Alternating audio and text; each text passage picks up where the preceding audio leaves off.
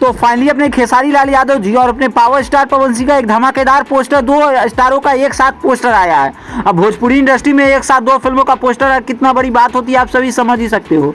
बात करें खेसारी लाल यादव जी की अगर पहले फिल्म की, तो पहले फिल्म अपने खेसारी लाल यादव जी का एक धमाकेदार फिल्म आप सभी को देखने को मिलने वाली है। इस फिल्म का फर्स्ट लुक पोस्टर आउट कर दिया गया और इस बेहतरीन फिल्म का नाम होने वाला है अग्निसाक्षी।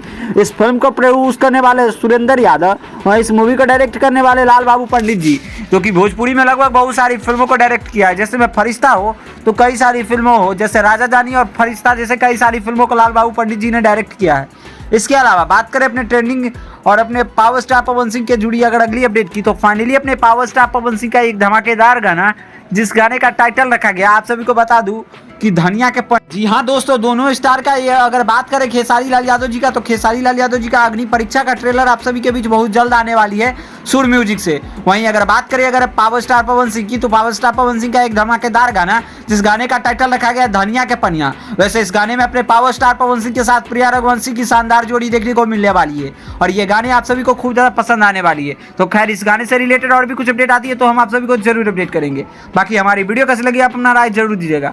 बाकी वीडियो पसंद आए तो इस वीडियो को लाइक करिए, चैनल को सब्सक्राइब करिए भोजपुरी दुनिया से जुड़ी हर एक जेन्युइन अपडेट पाने के लिए।